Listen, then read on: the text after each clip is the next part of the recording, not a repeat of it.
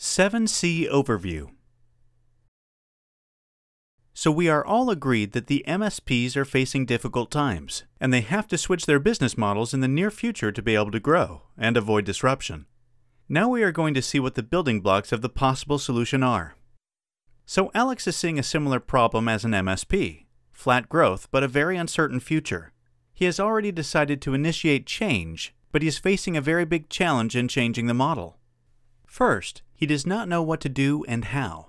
Maybe you should go and read stuff and figure out the model, and do trial and error experiments for a long time to polish the model.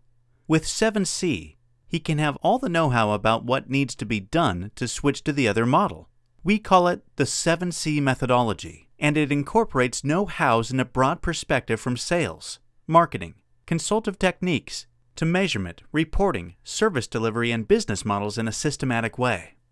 Now Alex does not need to figure out everything, which is good, but to learn it step by step. A process, materials, milestones are needed.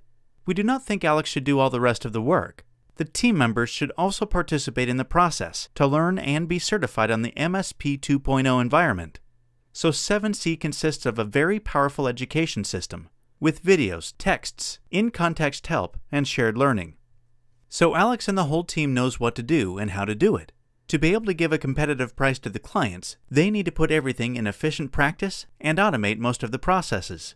So 7C contains a software component, which helps streamline the processes, measure the key indicators, helps in the learning curve, and develops a better communication among the team and with the clients. It is like the PSA system for the MSP 2.0 model.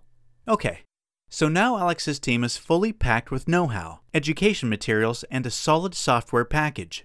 These are the formal components of the activities, but questions can always turn up in the team.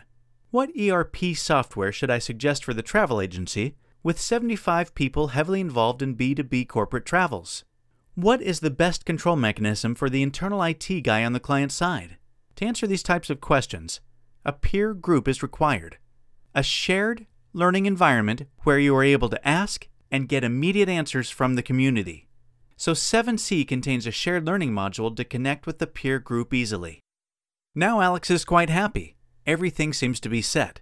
But to go outside the building and sit down with existing clients, go through with the process together, engage them, and close the deal, or go dig out new leads, acquire new prospects was never easy for Alex. Also, it seems to him an overwhelming work to organize the new part of the business. So 7C contains a module for business building processes. Alex can go through a self-evaluation process and set goals as to how to develop the company internally step by step. Also, he's got the process needed to handle both the existing client development and the new client acquisition processes. If you see the 5 modules, these are completely interrelated. Try to skip one and the chance of growth drops tremendously. Skip the methodology part and you are going to have a huge amount of trial and many errors in figuring out the best practices. Try to skip the education part, and you are going to be the bottleneck of the company, because no one can follow you in a way that's maintainable. Try to skip the software, and you are going to be inefficient and misaligned as a team. Try to skip the community, and you have to invent the wheel again and again. Try to skip the business building processes, and you are going to grow in a very unsustainable way with lots of struggle. So the key is the systematic approach. Let's see what could be the main benefits for Alex to have 7C as a companion. Alex can switch from the MSP 1.0 model to the MSP 2.0 with better client control, better vendor control, new revenue streams, new levels of engagement, and so on. The growth is inevitable, but the several new revenue streams from the existing clients can trigger a very high level of growth. And what if Alex starts the new client building processes?